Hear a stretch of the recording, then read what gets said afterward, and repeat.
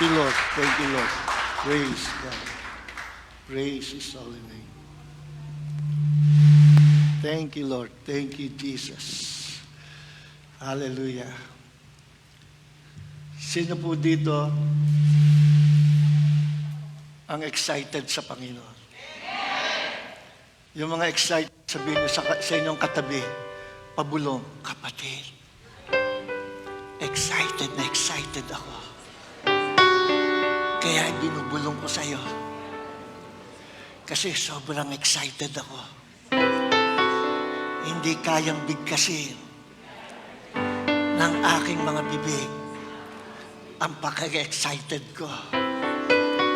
Sa kabila naman, sabihin nyo, kapatid, sa umagang ito, nababanaagaan ko sa kagandahan ng iyong mga mata na hindi ka pa naghihilamos. Na ikaw ay pinagpala ng Diyos. You are anointed. You are blessed to be a blessing. Palakpakan natin ang Panginoon. Doon naman sa medyo kalayuan, ituro nyo, sabihin nyo, kapatid, sa umagang ito, excited ako sa pakikinig ng salita ng Diyos.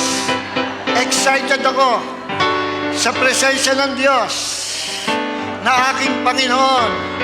Ang pangalan niya ay ano? Kaya sa umagang ito, sa sobrang excited ko, sisigaw ako ng malakas na malakas. At the count of 3, lahat na excited, sisigaw ng pinakamalakas na hallelujah. Ang merong pinakamalakas na hallelujah, palagay ko, siya yung unang ibibless ng Panginoon. At the count of 3, 1, 2, inhale, inhale. Ready? 2 and a half, 3. Hallelujah! Glory! Thank you, Jesus! Glory, purihin natin ang Panginoon. Thank you, Jesus. Awitin natin kagalakan sa Panginoon at ang nagagalak mula sa kanyang puso, awitin to.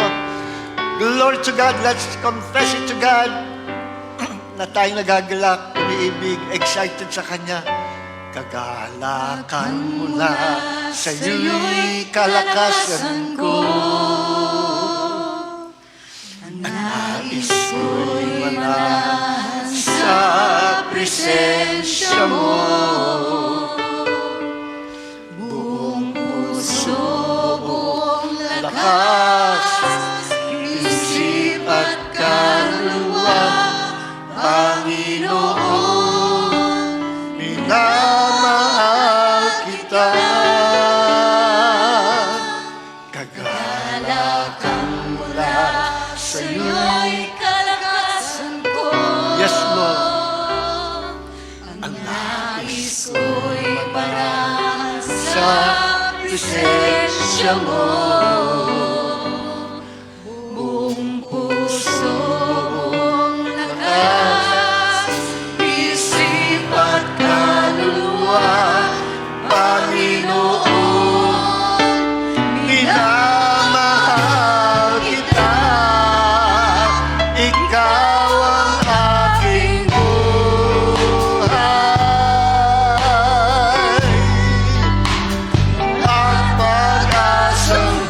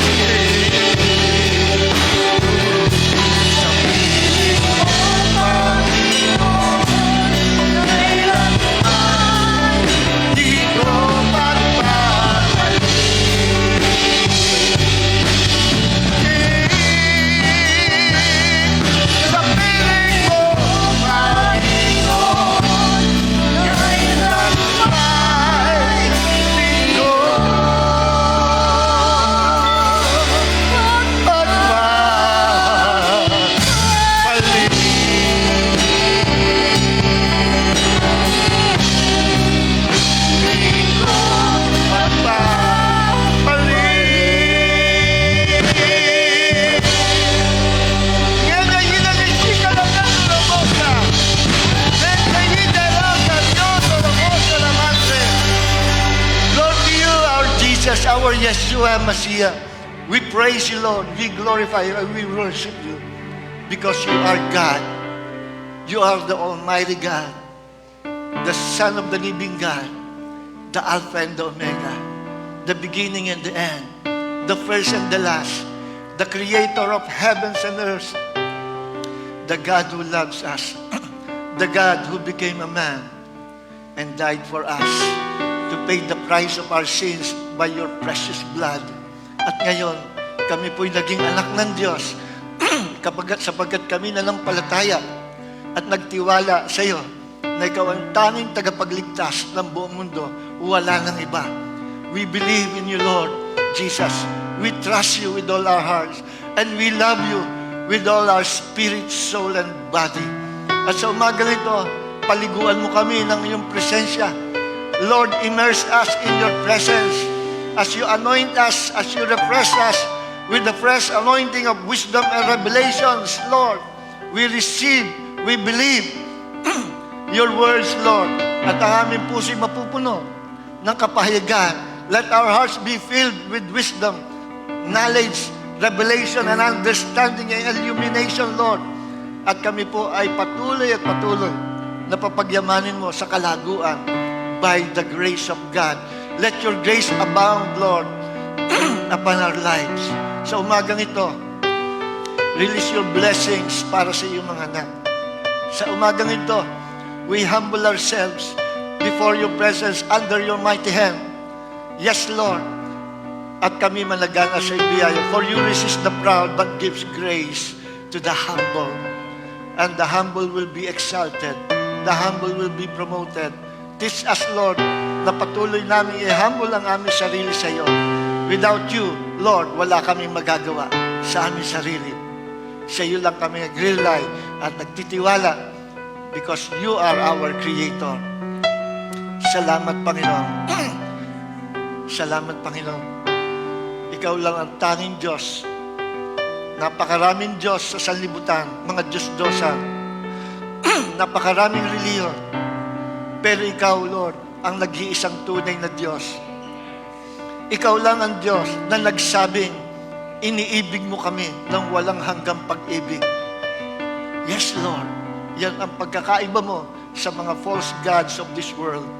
You are the true, the living God of the Bible. And your name is Jesus. Thank you, Lord. Amen. Amen. Palakpakan natin, Panginoon. Hallelujah. Makakapo na po tayo. Thank you, Lord.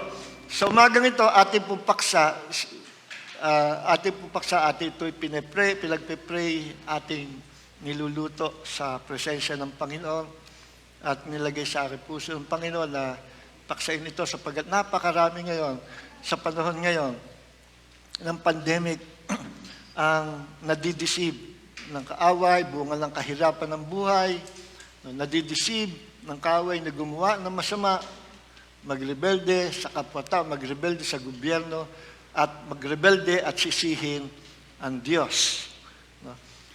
Bago mamatay yung isang politician, ay sabi niya, bakit ang mundo natin ay ganito? Nagka-cancer siya, bago siya matay, sabi na, ba't ang mundo ay ganito? I think, totoo ba na merong God? Kung merong God, bakit niya pinababayaan ang mundong ito na nagkakaganito? Eh mukhang hindi niya ginagawa ang kanyang trabaho as God. Kung ako ang Diyos, sabi nga, higit pa sa kanyang ginawa ang magagawa ko kung ako ang Diyos. That is pride. Kung siya daw ang Diyos, higit pa sa Diyos, sa ginagawa ng Diyos, ang magagawa niya. At inakusahan niya ang Diyos na nagpapabaya sa gawain, sa kanyang nilikha, para bang walang kinikilos ang Diyos. He was, hindi ako gagamit ng ma-identify niyo kung sino yun. Deceived by the devil. Na-deceive siya. Ang topic natin sa umaging to Alam niyo, ang ating kaaway, Satanas, tuso siya, masyadong tuso. Ano ibig sabihin ng tuso? Wise na sa maruming paraan, gagawin niya lahat. Yung kanyang talino, ginagamit niya sa masama. Ano? Tuso siya. Kaya, don't be deceived, mga kapatid. Maging mga matatagal na mananampalataya, mga theologians, mga dynamic teachers of the Bible, marami sa kanila na-deceive. Sabi ko, kuya mga yun, magagaling eh. Di malayo, pati ako ma-deceive. Kaya sabi ng Panginoon, kaya mag-iingat ka, anak. Marami na-deceive. Maging yung mga mahuhusay at kabisado ang Bible, hindi nag-ingat. Sabi ko, Lord, how come na na-deceive tong mga theologians ito magagaling? Ang mga books nila maganda at isa ako sa mga followers. Isa ako sa mga followers nila. Sinusundan ko teaching. Suddenly, biglang na-twist ang teaching. Kagaya ng isang theologian, bago siya mamatay, sabi niya, do you know that Jesus is not the gospel? Sa conference ng mga pastor yun. Do you know that His blood, His death, His resurrection is not the gospel? Do you know that the gospel is the kingdom? Sabi ko, kahit hinahangaan ko ito sa pagtuturo, at nakikita ko may karunungan siya sa salita ng Diyos, this time, magkakahiwalay tayo. At pagkaraan, I think, ilang buwan, nag-crash ang aeroplano niya. Buong pamilya namatay.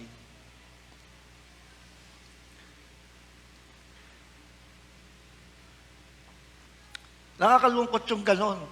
No? Tagal mo naglingkod sa Panginoon, tapos madidisib ka. Kaya tayo pinapag-iingit sa Bible. Sabi ko, Lord, bakit may mga men and women of God na ang tatagal na sa ministry, nadidisib, marurunong naman, matatalino pa. Ang sagot ng Holy Spirit, because of pride. Once na nakapasok ang pride sa puso ng tao, magkakaroon ng leakage, crack, kumbaga sa sisidlan, hindi mo alam may crack pala. Kaya pala nauubos yung, nilagay mo yung langis sa container, kaya pala nauubos yung langis. May crack sa ilalim na hindi mo namamalayan. Parang yung coffee maker namin, yung dating coffee maker namin, sabi ko, kahit saan ko ipatong itong glass na container pag bagong luto yung kape, may brown sa ilalim. Sabi ko, wala namang crack. Kahit saan ko ipatong, may kaka-brown. Hanggang sa umuunti yun lang. Pala, may crack na manipis, hindi mo makikita basta. At marami mga great men and women of God na hindi niya alam, nagkaroon na ng crack. Yung sarili niya ang pananampalataya, nagkaroon ng leakage at nadidrain out na pala sa langis, sa anointing ng Diyos. Once na na-drain out ka sa anointing ng Diyos, hindi mo madidiscern kung ano ang right or ano ang wrong, kung alin ang false or truth, you will be deceived. Sapagkat ang anointing, sabi nga sa 1 John chapter 2, verse 20 and 27, ang anointing ng Diyos sa atin ang nagtuturo sa atin. The anointing and the Holy Spirit are one. Pero pag pinag-aralan mo ang anointing at ang Holy Spirit, pwede mong ibahin paksa ang anointing at ang Holy Spirit. But actually, ang anointing na yon is the Holy Spirit dwelling in us. If the Holy Spirit is dwelling in you, you have the anointing of God. Sabi ni John, Apostle John, ang anointing na binigay ng Diyos sa atin, siya nagtuturo. Hindi na tayo kailangan turuan ng sino man. Alam niyo po ba na bago ko ituro ito, i-preach sa inyo, nasa puso niyo na itong sasabihin ko. Hindi pa lang pumuputok, sumasabog as revelation knowledge. Lahat ng revelation na gusto ibigay ng Diyos, nasa puso na natin eh. Because the Holy Spirit is dwelling in us, dwelling in our hearts, dwelling in our whole being. Kaya nandun yan. Kaya lang hihintayin natin, sa pag-meditate natin sa salita, sa pag-aaral natin sa salita ng Diyos, or sa pamagitan ng mga lingkod ng Diyos na magbibigay ng illumination and revelation, doon pumuputok, sumasabog yung revelation na binigay sa atin ng Diyos na dala ng anointing. At once ang isang mananampalataya nagkaroon ng pride, nagkakaroon ng leakage, at nasasaran ang kanyang tenga, nasasaran ang kanyang spiritual ears, spiritual eyes, hindi niya makita. Kaya deceive. Ang author of pride is the devil. Siya ang author ng pride. At ang pride is the mother of all sins.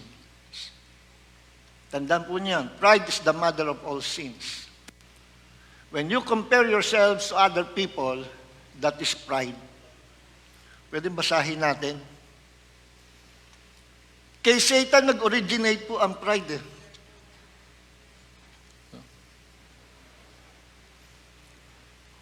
Tingnan niyo ito. Sabi ng Apostle Paul sa 2 Corinthians 10, verse 12.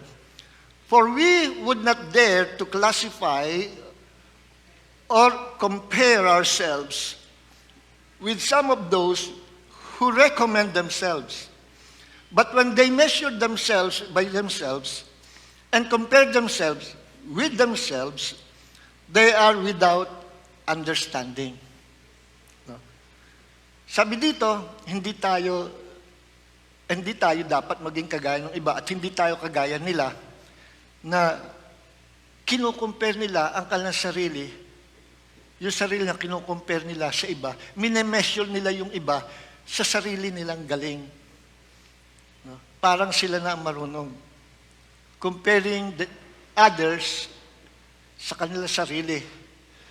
At ang measuring stick niya, yung kanyang sariling galing, kaya siya ang pinakamagaling, and that is pride. Pag kinukompare nyo na ang inyong sarili sa iba at sinasabi nyo, mas magaling pa ako dyan, ba't yan ang na-promote? Ba't yan pinromote ng boss namin, mas qualified ako. Ako, 30 years na sa kumpanyang ito .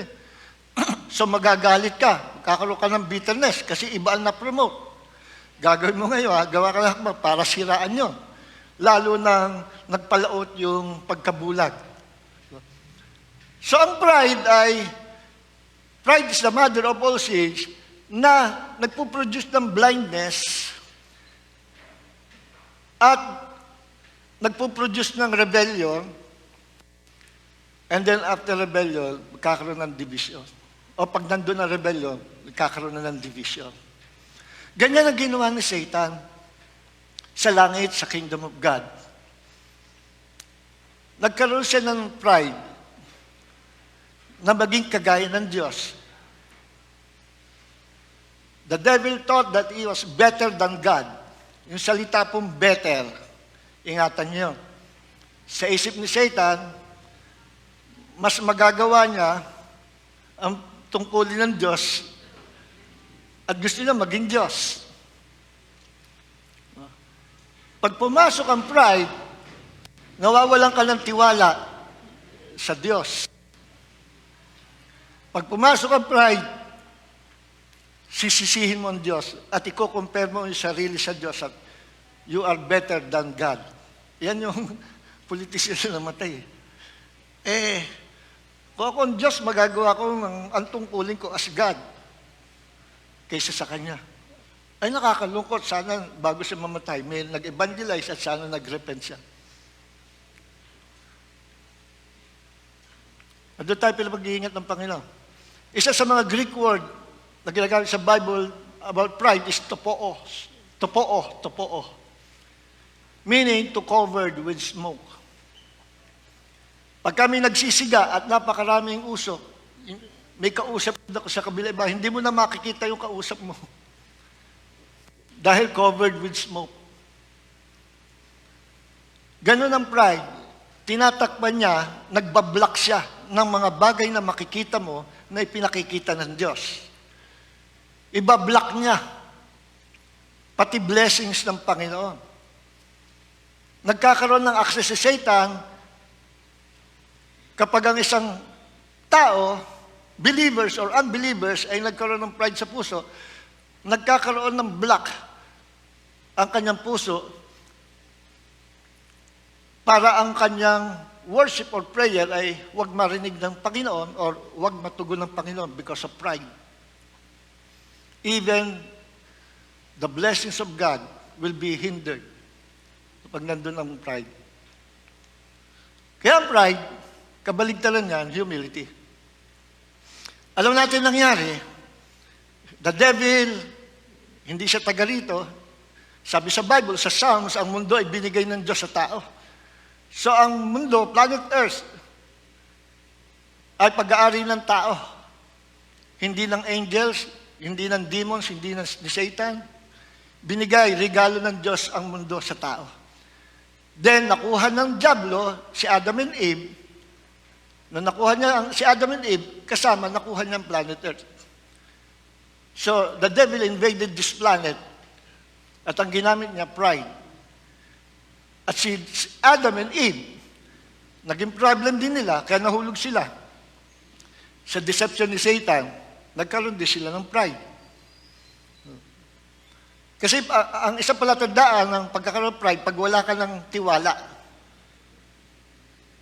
sa Diyos na lumikha sa'yo. At even sa sanlibutan, even sa government natin, bakit maraming, despite na napakaraming ginagawa, at trying hard ang ating presidente, Duterte, still marami pa rin walang paniwala sa kanya at marami pa rin nagsasalita ng against at marami pa rin gustong alisin siya sa upuan because of pride. Wala silang believe, wala silang tiwala. Ako rin, dati ayoko kay President Duterte. Meron ako ibang iboboto, pero nung ako'y nag-pray, Lord, sinong iboboto ko? Ayoko sa kanya. Ano pinakita sa akin ng Panginoon? Kung anong meron itong taong ito. Abay, sabi ko, buti na lang, nag-pray muna ako. At pamula, hanggang ngayon, sinusuportahan ko siya sa prayer. Kaya maraming rebellion sa ating bansa, maraming pasaway at palaban kasi walang tiwala sa gobyerno, walang tiwala sa mga nakaupo. Ganon din sa Diyos. Kaya nagkaroon ng rebellion in heaven kasi si Satan, ang tingin sa sarili niya, mas magaling siya, better than God, His Creator. Ano pinromote niya, in-advertise niya yung kanyang plano na pag-alis sa kaharian ng Diyos, 1/3 of the angelic host sa heaven, nadala niya, natangay niya. Yung mga angels yun, na-deceive din. Mas bumilib sila kay Satan kaysa sa Diyos. Na-impart sa kanila yung spirit of deception na kung tawagin pride. Ano nakipag-usap si Satan kay Eve, na-impart ni Satan yung spirit of pride kay Eve kasi in-entertain ni Eve. Do not entertain the devil. Pagka nagkaroon ng negative thoughts sa inyong isip at bumubulong mo, don't entertain him. Deception na. Once na in-entertain mo at pinapasok mo yung kanyang suggestion sa isip mo, you will receive the spirit of pride. You are accepting the spirit of pride. Pag nasa puso na ang pride, closed door. Topoo, magkakaroon ng cloud ang isip mo. Then Adam and Eve thought that the devil is better than their creator. Kaya sumama sila kay Satan. Matino ang isip ni Adam nung piliin niya na sumama kay Satan. Ang sabi sa Bible, si Eve lang naman na-deceive. Eve was deceived by the devil. Pero si Adam nakatayo sa tabi ni Eve. Binigay yung bawal na pagkain, yung bunga na pinagbaba. Tinanggap niya. Katabi lang pala siya. nung araw, narinig ko yung preaching niya. Nung wala si Adam, sinamantala ni Satanas. Kausapin si Eve. At nung wala si Adam, na-deceive si Eve. Hindi. As sabi sa Bible, and she also gave it to her husband that was with her. That was with her. Katabi lang niya. Natamimi si Adam. Kaya nung sinunod niya, yung alok ni Eve, kinuha niya, immediately pumasok din yung pride, and they chose to believe the devil. See? Bakit nila pinili si Satan? Because they thought the devil is better than God. Ganon din tayo mga kapatid. Once na tayo ay nagko-compare na sa iba, yun ang pasimula, pagpasok ng pride. Nung ako'y babago pang pastor, maraming suggestion ang diablo, demonyo sa akin na ganyan. Tinutukso ko, i-compare ko sarili ko sa iba. No? Nung nakita ko na sa kingdom of God ay humility. The greatest virtue in the kingdom of God is humility. And the greatest sin under the kingdom of God, the greatest sin in heaven and on earth is pride. See? Pride is the mother of all sin. Satan invaded this planet through his pride. But God regained, nabawi, ang planet Earth through his humility. God became a man. He humbled himself para mabawi niya ang planet Earth. God himself moved in the opposite spirit. Hindi niya kinalaban si Satan using also pride. Pride is of the devil eh. Ginamit na weapon ni Satan, pride. Na-deceive niya mga angels sa langit. Na-deceive niya ang unang tao sa mundo, Adam and Eve. Now, humarap ang Diyos sa kanya. Ano ginamit ng Diyos? God moved in the opposite spirit. Imbis na patulan niya sa same level si Satan, no? At pwedeng gawin ng Diyos. Satan, I am the God of the universe. Heavens and earth are mine. I'm the creator of all things. Kaya isang pitik ko lang sa'yo. Hindi mo ba kilala ko? I am your creator. Pero never na sinabi yan ng Diyos. Why? Because that is also pride. Nakikinig po ba tayo? Anong ginawa ng Diyos? To defeat the devil, no?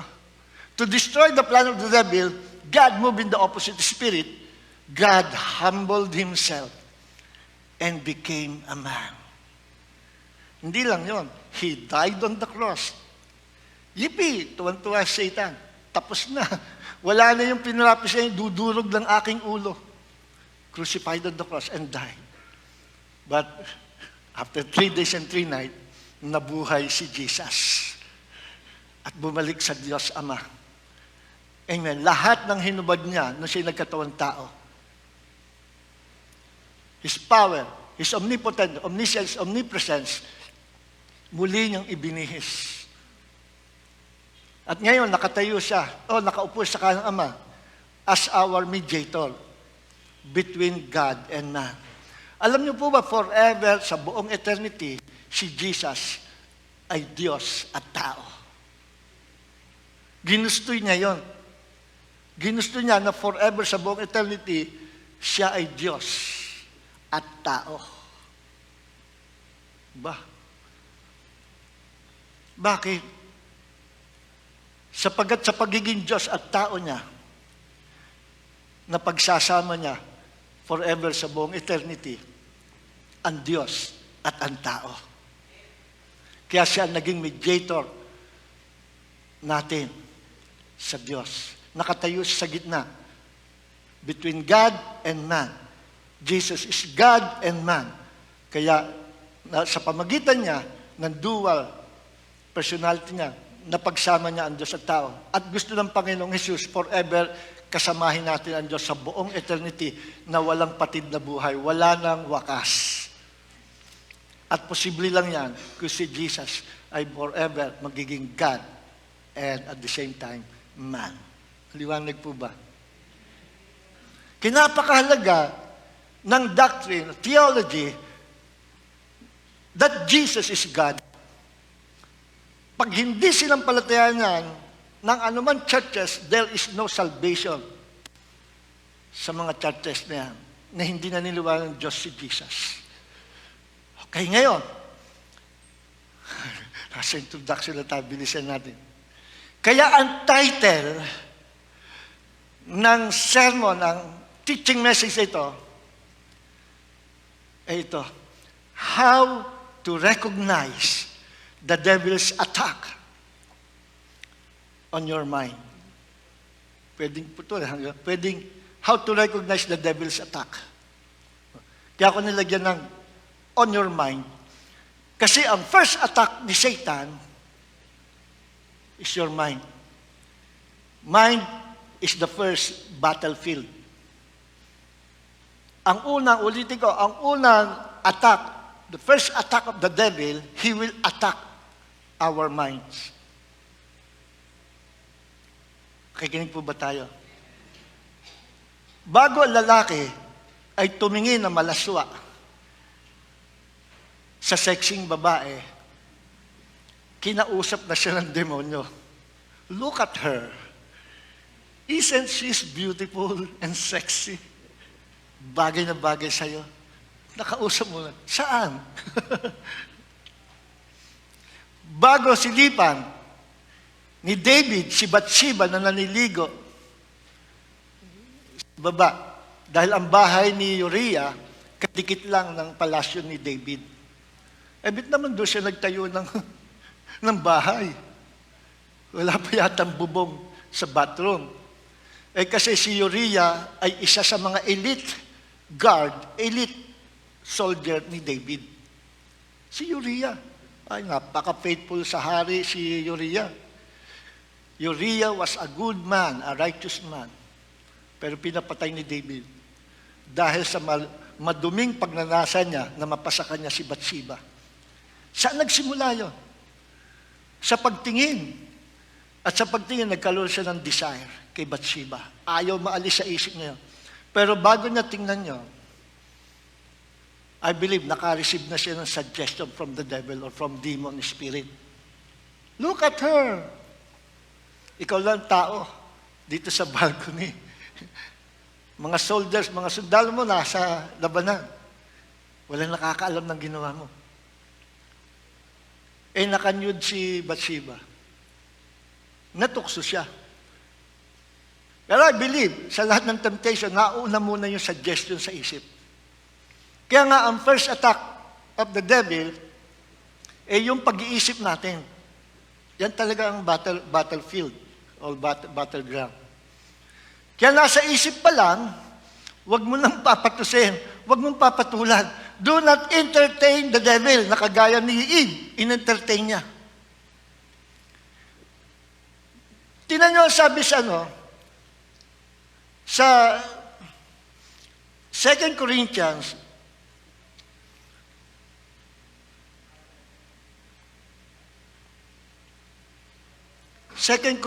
chapter 10, verse 4. For the weapons of our warfare are not human weapons, but are made powerful by God for tearing down strongholds.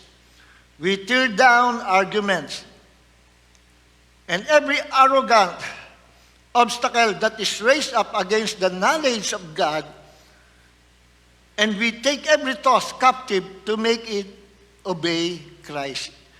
This is from Net Bible. Tingnan natin sa New King James.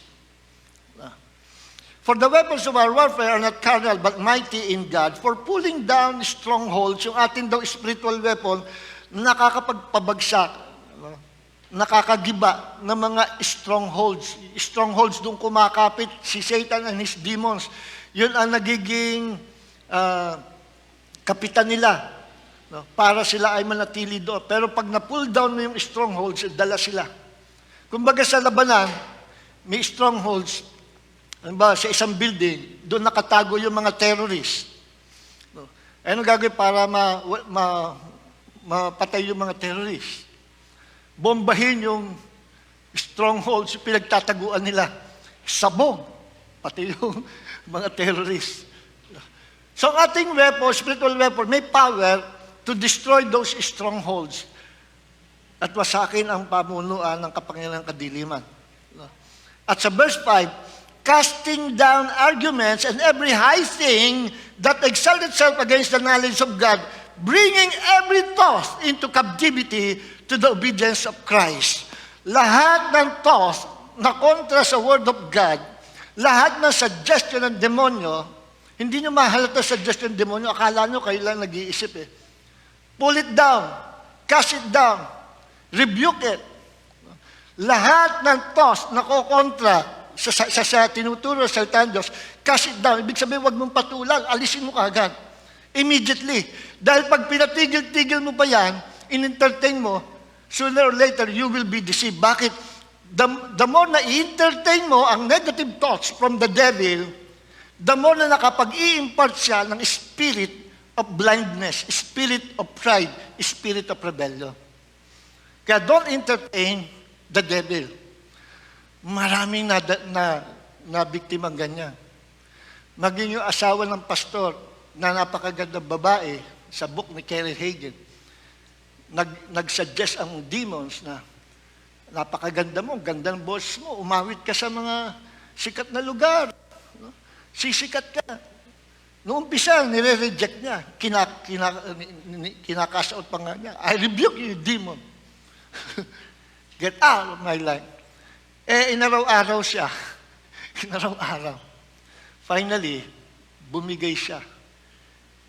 Kinuha niya yung suggestion. Ano nga kaya? Sayang naman ang beauty ko. Sayang yung boses ko.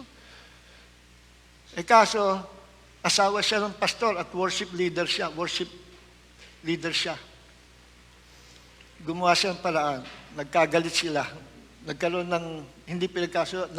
Inaway niya yung asawa niya. At yun ang ginawang paraan para siya ay pansamantalang mapalayo. Yung pansamantalang yun naging forever na paglayo niya sa asawa niya. Then, she was deceived by the devil. Nagkumanta siya sa mga worldly nightclub, at marami nang ligaw sa kanya, napalipat-lipat siya sa iba-ibang lalaki. Sumama, pumahan buhay na. Then sabi ni Kenneth Hagin, Lord, pupunta ko. Mga kaibigan ko yung mga yan. Give me a chance to talk to her. Hindi na kailangan.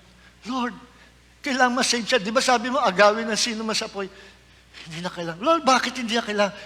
Ang dami ko nang pinadala ng mga lingkod ng Diyos na makikipag-usap sa kanya. Pero finally, mula sa bibig niya, lumabas sa salitang, I don't like Jesus anymore. Stay away from my life.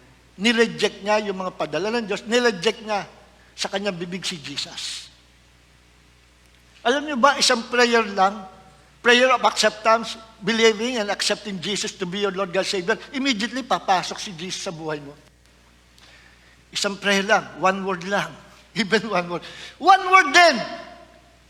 Pwede mong palisin ang Panginoong Yesus sa buhay mo. One word din kapag nireject mo. Ganun nangyari sa babae. At siya, wala siyang pag-asa. Buhay pa siya, nakatalaga na siya sa hell. Kasi nireject niya si Jesus. So, delikado. Kristiyano yun. Kaya nga maraming nakarating sa hell eh. They testified, napakaraming Christian sa hell.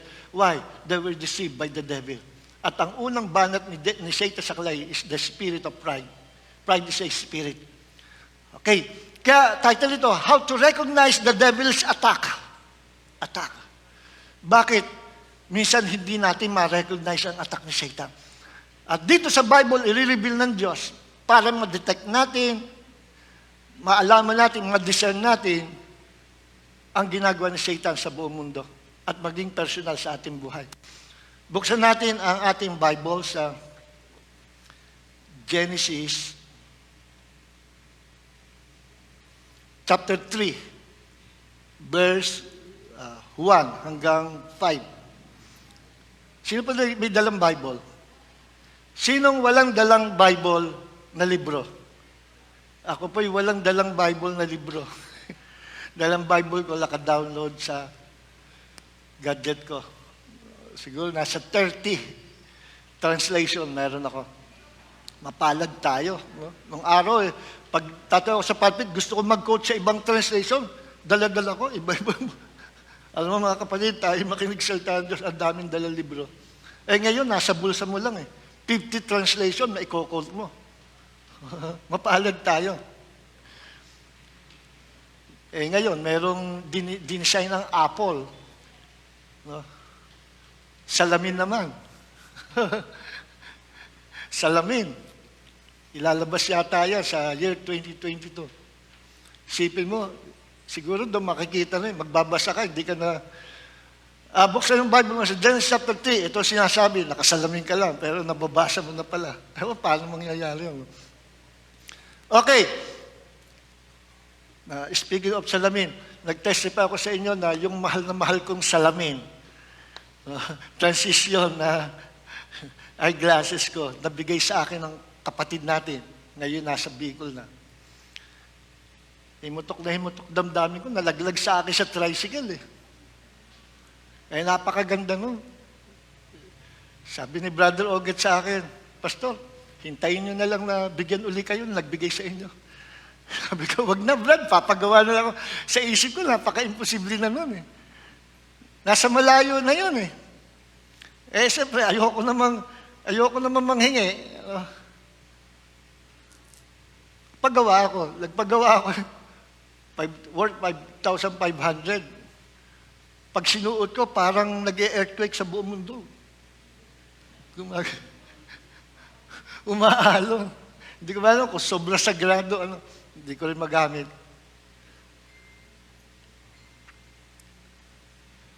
Yung isang araw, nag-message sa akin, nagbigay sa akin ng salamin. Pastor, ano pong address nyo? Padadalhan ko kayo ng bagong salamin. Ito na yung suot ko. Kaya, hindi katakataka kung bakit mukha na naman akong artistahin ngayon.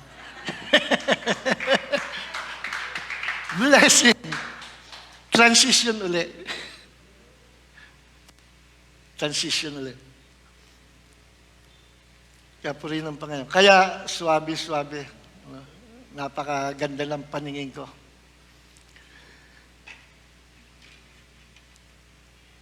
Pero pag sinuot ko ito,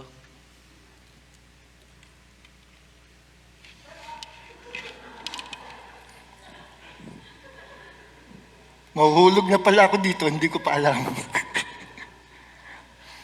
Kaya ito suot ko, nasira yung isa kong ganito, natatanggal yun sa ilong. Nagmamadali ako, ito na nga ang kunin ko. Kaya sabi ni Brother Teddy, Pastor, ganda ng face mask nyo. Oo nga, hindi nga kita makita, nasaan ka ba? Ito sabi sa Bible. Ganda nito. Ito yung pag nasa arawan ka, umiitim, nagiging sunglass. Praise God. I-bless ng Panginoon yung kapatid na yun. Sabi ko, paano kaya niya nalaman? Kailangan ko ng salamin. Gusto ko itanong, nahihiya lang ako. Sabi ko, hindi kaya napanood niya. One time, nag-testify ako na kung nawala yung salamin. Sabi ko, hindi naman nanonood yun ng natin. Siguro. Ayoko nga malaman niya dahil nakakahiya.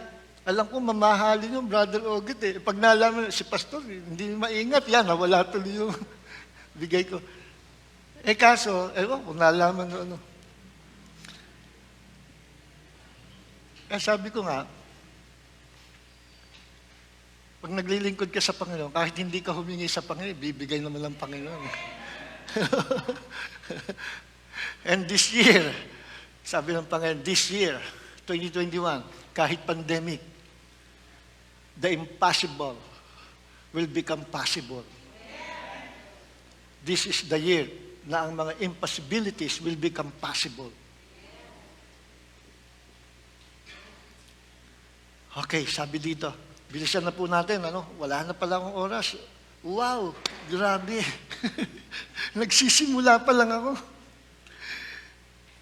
Okay. I think, gawa natin ng part 2 ito. It's 11:30. Pinapractice ko pong mag-preach ng maikli. Dahil gagawa ko lang mga video na 2 to 5 minutes. Marami may gusto ng 2 to 5 minutes na, na short videos namin. Basahin ko na lang po ito, then magtatapos po tayo dito. It's already 11:30. Next week, makikita nyo yung pinupunto ko very clear. Next week. No? Kagabi lang na-receive ko revelation na ito. So, ito, basahin natin. Now the serpent, Genesis chapter 3, anong translation ito? NIV. Genesis chapter 3, verse 1 hanggang 5. Now the serpent was more crafty, no? Tuso, subtle, than any of the wild animals the Lord God had made. He said to the woman, "Did God really say, you must not eat from any tree in the garden?" The woman, or Eve, said to the serpent. Ano napansin dito? Nag-suggest si Satan. Yan yung sinasabi ko na form of suggestion sa isip natin. At dito, humarap si Satan kay Eve. Pinoses niya yung katawan ng ahas para magkaroon silang chance na makipag-usap kay Eve. Kasi wala siyang right to step sa planetang ito. Dahil spirit siya. And this physical world belongs to physical beings or human beings. Kaya ginawa na, para magkaroon sa physical body, no? Pinoses niya yung katawan ng ahas. Now the serpent, sabi dito, now the serpent crafty, okay, nabasa natin. Ano sabi niya? Did God really say, you must not eat from any tree in the garden? Anong tanong yan? Totoo ba na binawalan kayo ng inyong Diyos na kumain sa lahat ng bunga sa punong kahoy, sa lahat ng bunga ng punong kahoy sa gitna ng halamanan? Sa lahat, nilahat ni Lucifer, ni Satan. Anong gustong palabasin ni Satan? Anong gusto niya palabasin kay Eve? Nilahat niya eh. Ang utos ng Diyos, binigay niya kay Adam, then ibinigay ni Adam kay Eve. Tinesting ni Satan si Eve. Totoo ba, bawal sa lahat ng bunga, ng lahat ng punong kahoy sa Garden of Eden, bawal kayong kumain? Anong pinalalabas ni Lucifer o ni Satan? Madamot ang Diyos. Walang care ang Diyos. Walang pakialam ang Diyos. Walang concern ang Diyos. Sa maliit na tanong nito, napakalawak ng mensahe na inire-reveal ng Holy Spirit kung paano pumapasok ang spirit of pride sa puso ng tao na hindi na nalalaman. At kung paano sa maliit na salita ni Satan ay nagre-release ng maraming thoughts, maraming negative idea sa isip at sa puso ng tao.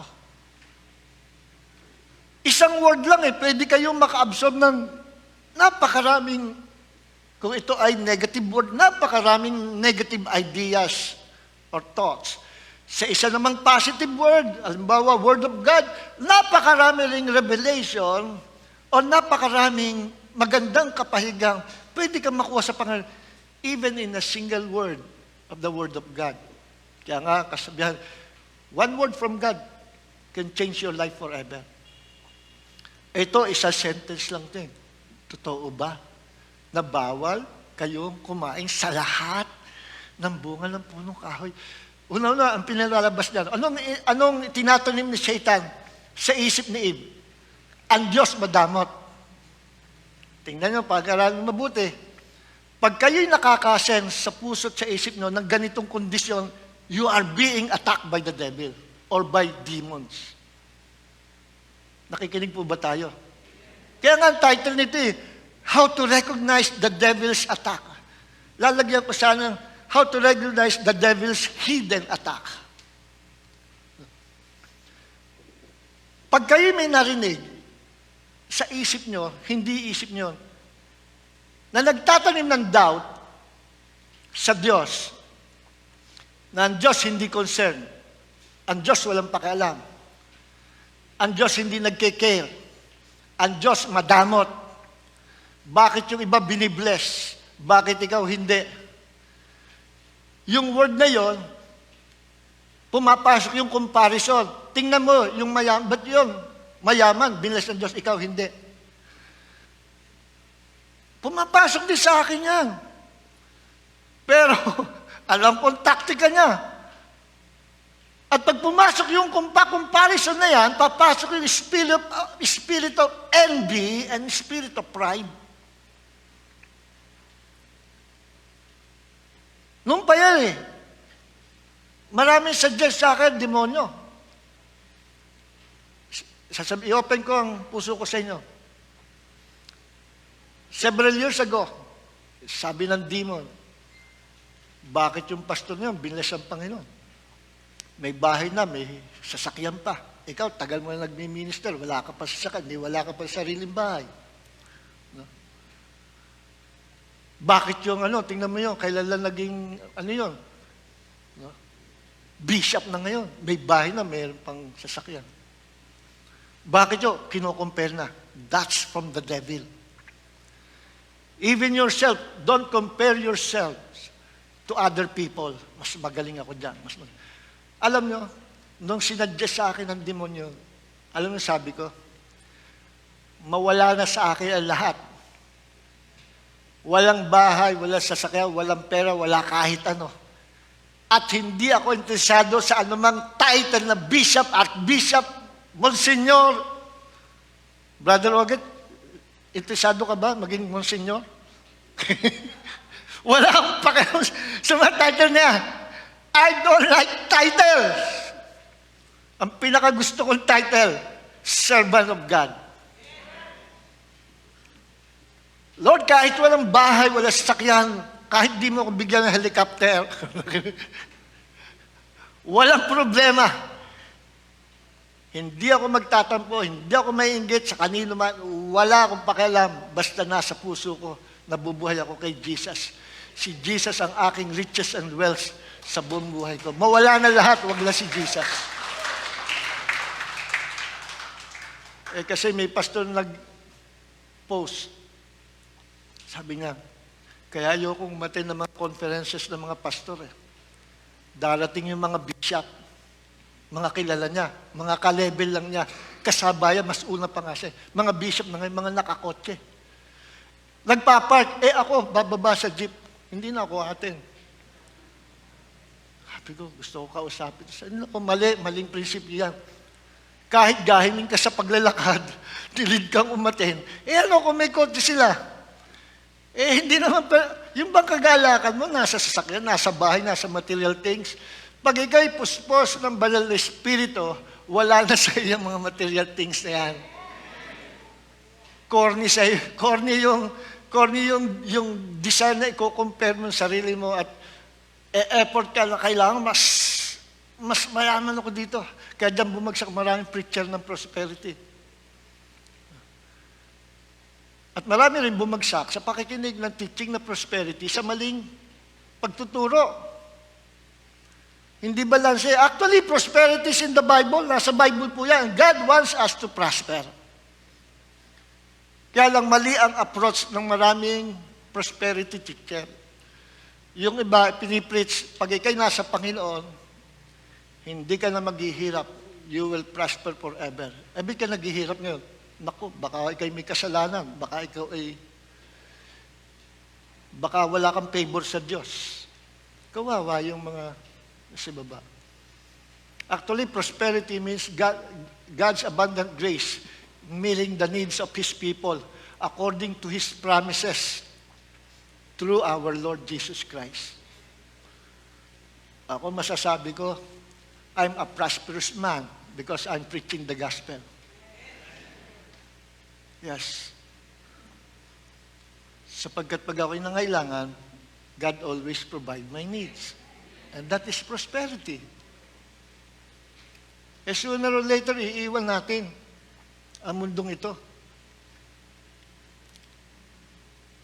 Pero meron tayong malaking tahanan sa langit.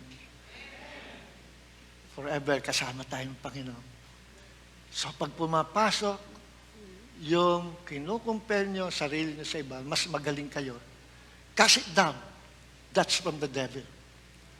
Ini-inject yung spirita, ini-inject sa, puso, sa isip at puso mo. Sa isip mo na din bababa sa puso. Pag pumaba sa isip mo na madamot ang Diyos, hindi concern ang Diyos sa needs mo. Pinabayaan ka ng Panginoon. But yung iba binibless, but ikaw, cast it down. That's from the devil. Amen. Pag puro negative na lang ang nakikita mo sa paligid, cast it down. That's from the devil. At pag ngayon, puro negative na nakikita mo sa Diyos, negative na nakikita mo sa pamahalaan natin, sa gobyerno ng ating presidente, negative nakikita nyo sa school, negative nakikita nyo sa opisina, negative nakikita nyo sa church. Cast it down. Those are from the devil. Hindi sa diablo yan. Ang susunod kasi doon, pag in-entertain mo yun, maiinis ka. Then, papasok ang bitterness. Bitterness sa Diyos. Bitterness sa boss mo. Bitterness sa teacher mo. Bitterness sa pastor. Bitterness sa kaibigan. Then, from bitterness, it will produce rebellion. Magre-rebelde ka ngayon sa boss mo. Magre-rebelde ka kay Duterte. Magre-rebelde ka sa Diyos. Then, pag may rebellion na, it will create division. You will divide yourself from God. Yan ang nangyari kay Satan. Dinivide niya ang sarili niya. Even the angelic host, one-third angelic host sa heaven, dinivide ni Satan. Ito, revelatory meaning ng devil. Devil means division. Pag may bitterness, comes rebellion. Pag may rebellion, it will produce division. Pero kakaroon ng division sa church. Yung isang malaking church sa First Pentecostal Church sa Pilipinas. Ang ganda ng pasimula. Then, the devil attacked the church. Tukuhin ko na, Bethel Temple. Ngayon, Cathedral of Praise, under sa kaibigan ko, kay David Samral. Nung panahon ni Dan Morocco, inabot ko yung Bethel Temple. Sa newspaper, Bethel Temple. Na-divide. Yung Pilipino pastor, gusto niyang siya maging pastor doon.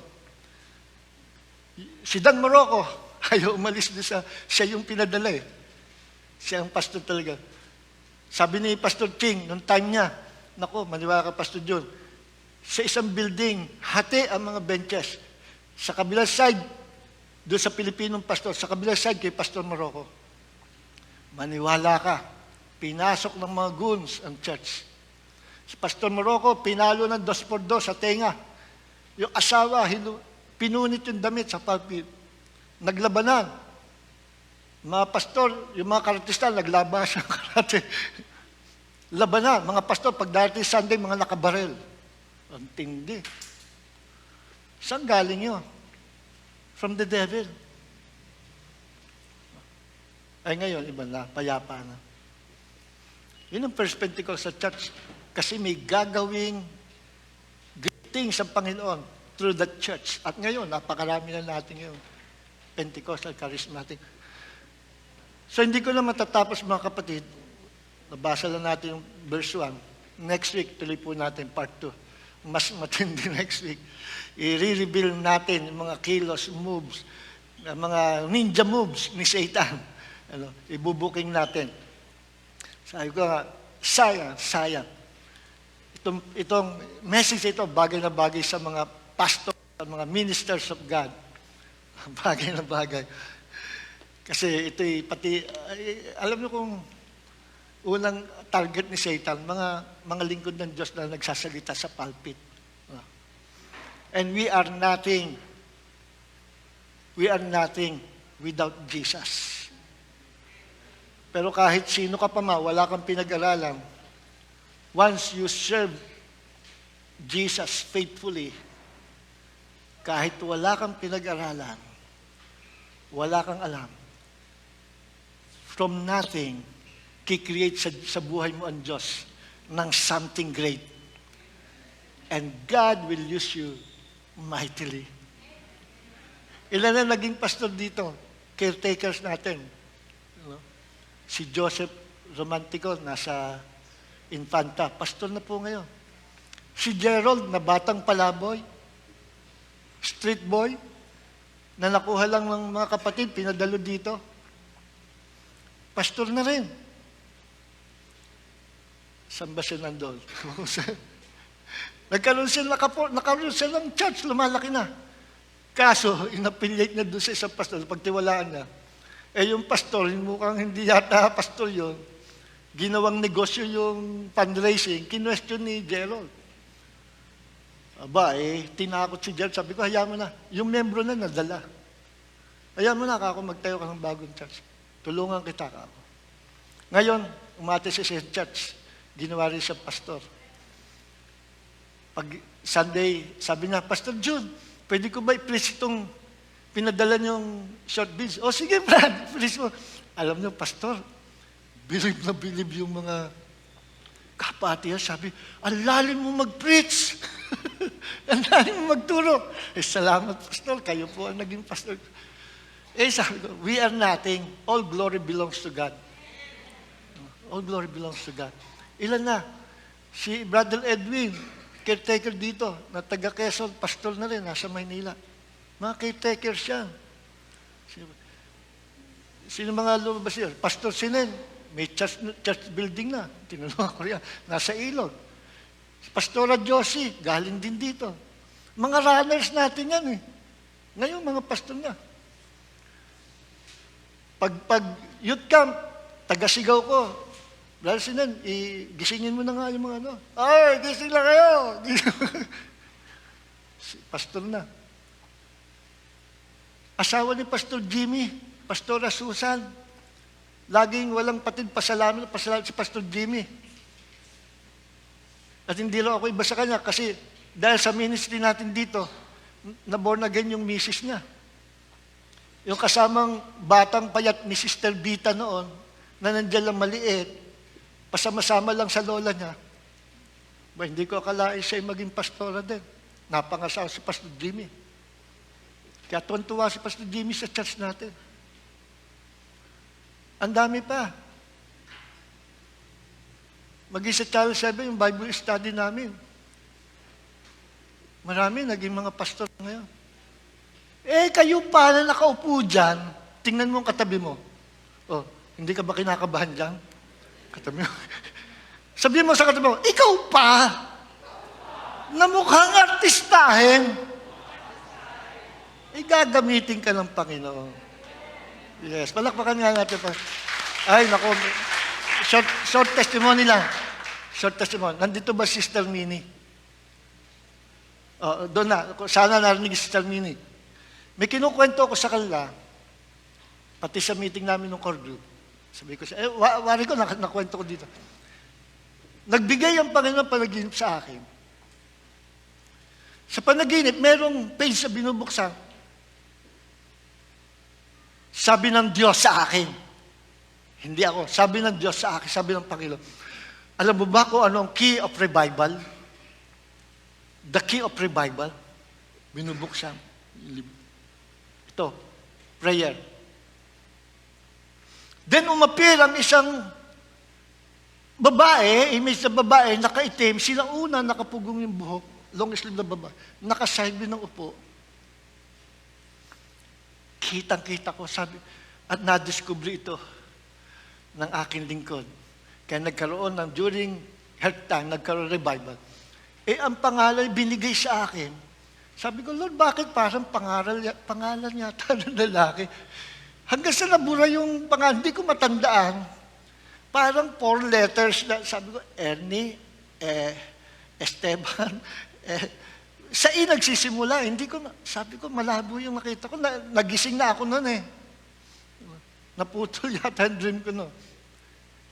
Alam nyo, nakita ko sa YouTube, na-identify ko kung sino yung babae. Na-identify ko. Tandaan na nag-testify ako na in a vision, nasa heaven ako. Hinipo ko yung parang costing brown na parang kahoy, na parang leather. Hinipo ko, maraming gano'n. Kwerdas pala ng gitara ng Panginoon. Nagalit yung babaeng medyo may nakaputi, na nakapugong, nakasinoon, nagpipiano. Sa mata lang, parang sumigaw. Hindi naman nag-uusap. Sa mata lang, sa isip lang. Parang gano'n. Huwag mong hipuin yan. That thing is holy. Yung angel sa likod ko, kinausap siya sa isip lang. Huminto yung babae. Parang sabi ng angel, mayroong permission sa Panginoon na hipuin niya. He has the right to touch it. Umupo yung babae sa piano. Kaputi siya. Long sleeve. Yung palang babae nakita ko sa panaginip, sa vision, at yung babae nakita ko sa heaven, iisa. Next week, pakikita ko sa inyo picture, iisang-iisa. Yung damit niya, sabi ko, ito yung babae nakita ko eh. Sa vision sa heaven, ito rin yung babae nakita ko. Sa panaginip ko, kailan lang, last week lang. Ito eh, pati yung forma ng next week, pakikita ko sa inyo dito. Hindi ako nagsisinungaling. Kitang-kita ko, na-identify ko. At ang pangalan ng babaeng yun ay si Maria Woodworth Ether. I-search nyo sa Google, yung history ng buhay niya. Very powerful woman of God. Tayo po lahat ay tumayo. Thank you, Lord.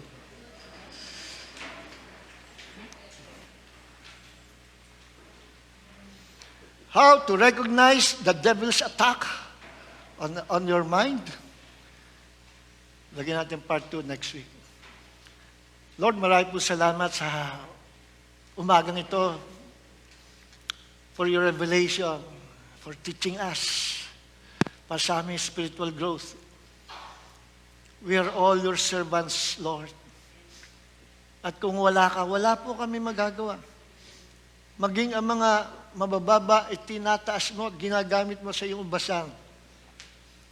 At isa kami sa mga nataas because you love us so much. And we love you, Lord. And we're willing to give up everything para sa iyo, Panginoon. Without you, we are nothing. At sa umagang ito, lift your hands to God. Sabihin natin, Panginoon, without you, Jesus, my life is boring. My life is nothing.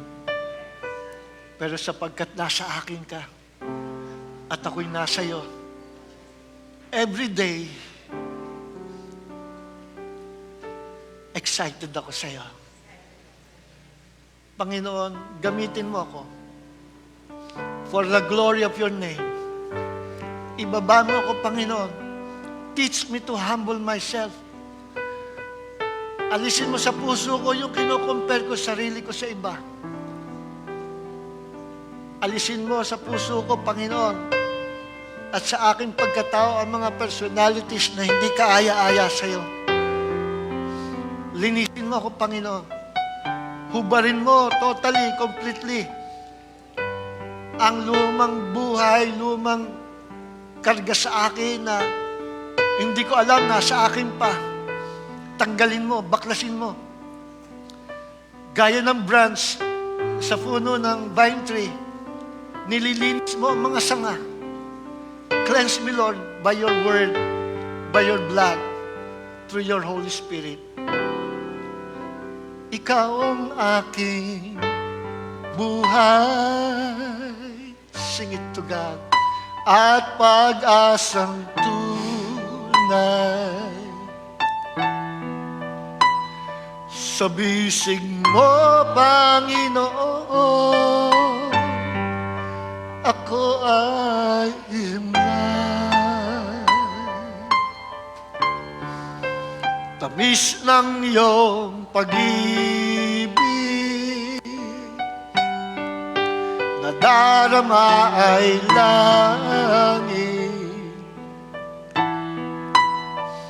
Sa piling mo, Panginoon, kailan may di ko pagpapalit.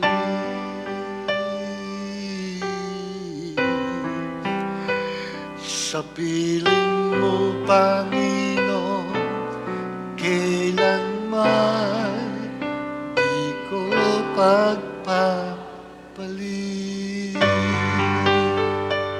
Receive the blessings of God. Be blessed spiritually. Be blessed physically. Will you say amen? Be blessed intellectually, emotionally, materially, financially, socially. In the name of Jesus. Pag-pray po natin, Sister Edith Terado, hanggang ngayon nasa ospital.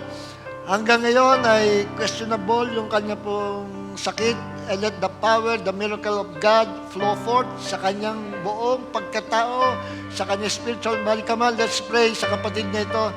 Hallelujah. In the name of Jesus, patuloy namin pinapanalangin by the grace of God na completely gumaling ang aming kapatid, Sister Edith Terado, in the name of Jesus. And you will also provide their financial needs supernaturally in the name of the Lord Jesus Christ. And I declare that Jesus took her sicknesses and carried her diseases. We declare victory sa kanyang buhay, sa lahat ng abnormality, sakit, karamdaman sa kanyang katawan. We declare healing. We declare life. We declare victory in the name of the Lord Jesus Christ. Amen, amen. Amen. Palakpakan natin, Panginoon.